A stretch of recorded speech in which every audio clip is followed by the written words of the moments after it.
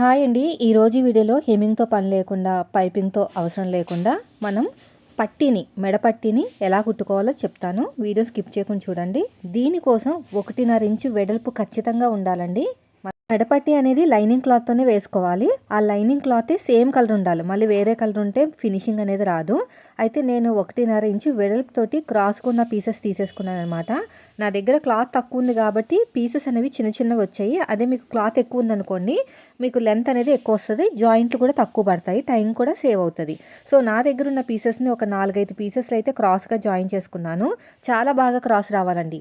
Cross లేకపోతే మాత్రం మీకు అస్సలు ఫినిషింగ్ నీట్గా రాదు. అందుకు నేను క్రాస్ రాకపోతే మళ్ళీ అడ్జస్ట్మెంట్ అనేది చేస్తున్నాను. చూడండి, క్రాస్గా రాలేదనమాట. కొంచెం క్రాస్గా కట్ చేసుకుని ఇలా క్రాస్గా కట్ చేసుకుని అప్పుడు జాయింట్లు వేసుకోవాలి. ఇలా ఉండాలి క్రాస్గా, ఓకేనా. ఒక పీస్లో క్రాసు, ఇంకో పీస్లో ఉన్న క్రాసు ఇలా పెట్టేసుకుని ఆపోజిట్ డైరెక్షన్లో ఇలా జాయిన్ చేసుకోవాలి. అలా ఎన్ని పీసెస్ అయితే అన్ని పీసెస్ అన్నీ కూడా అలాగే చేసుకోవాలి. ఇలా క్రాస్గా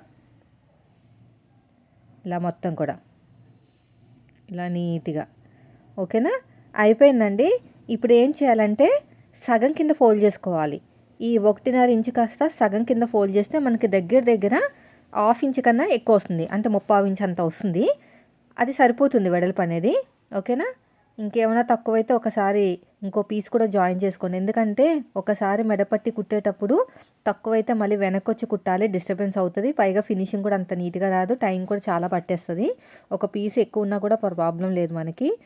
ఇప్పుడు చూడండి, సగం కింద ఇలా ఫోల్డ్ చేసేసుకుని కరెక్ట్గా నీట్గా కుట్టుకుంటూ వెళ్ళిపోవాలి. నేను ఎలాగైతే కుడుతున్నానో అలాగా ఇలా స్ట్రెయిట్గా స్టిచ్ చేసుకుంటూ వెళ్ళిపోవాలి.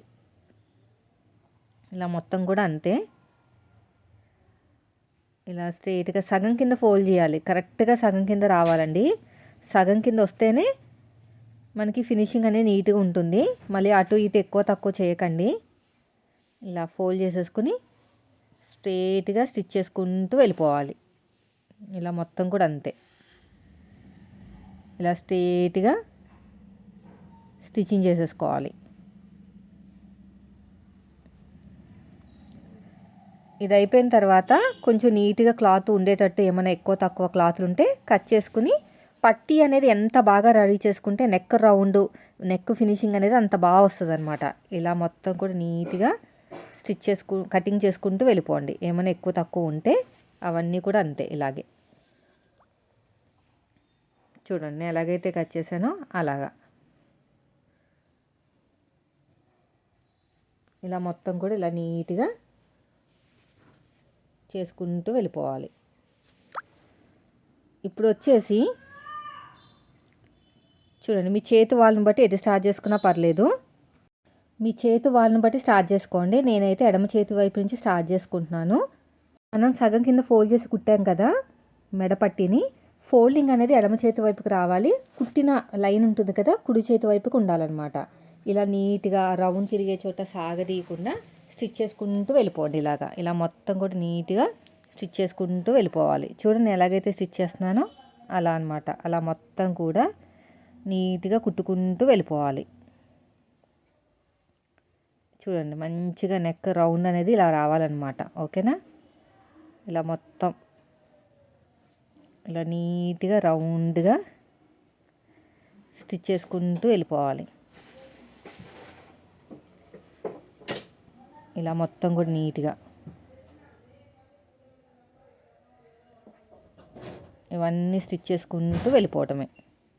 రౌండ్ తిరిగే చోట మాత్రం అస్సలు సాగదీయకండి, ఫినిషింగ్ పోతుంది. లాస్ట్కి వచ్చేసరికి ఒక 1/2 ఇంచ్ ఉంచుకుని మిగతాదంతా కూడా కట్ చేసేసుకోండి.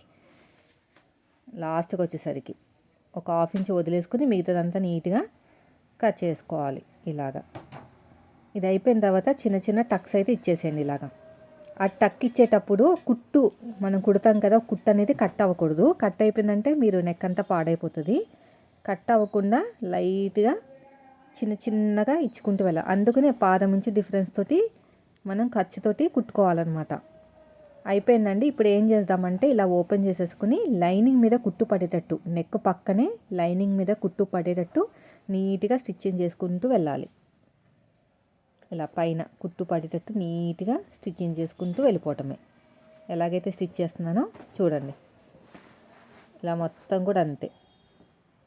ఇలాగా లైనింగ్ మీద పడాలి, ఒరిజినల్ క్లాత్ మీద కాదు, లైనింగ్ మీద పడేటట్టు కుట్టు వేసుకోండి. ఇలా మొత్తం కూడా అంతే, ఇలాగా. ఓకేనా?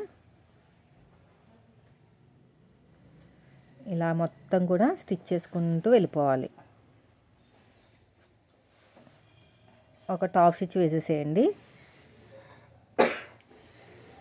తర్వాత ఇలా లోపలికి ఫోల్డ్ చేసేసుకుని స్టిచ్ వేసేయండి. రఫ్ ఇచ్చేసేయండి.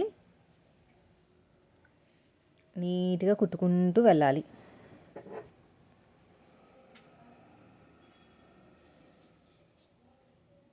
ఇలా మొత్తం నీట్గా స్టిచ్ చేసుకుంటూ వెళ్ళిపోవటమే.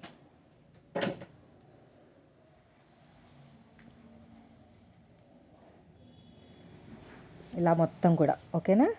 అలా ఒక టాప్ స్టిచ్ వేయటం వల్ల మనకి ఈజీగా బెండ్ అవుతుంది ఇలా ఫోల్డ్ చేయడానికి. మీరు అలా టాప్ స్టిచ్ వేయకుండా కుట్టేశారనుకోండి, బెండ్ అవ్వదన్నమాట. ఇలా మొత్తం నీట్గా కుట్టుకుంటూ వెళ్ళిపోవటమే. ఇలాగ మొత్తం స్టిచ్ వేసేసుకోవాలి. చూడండి ఎలాగైతే స్టిచ్ చేశానో అలాగా. ఇలా క్లోజ్ చేసుకుని కుట్టుకుంటూ వెళ్ళిపోండి.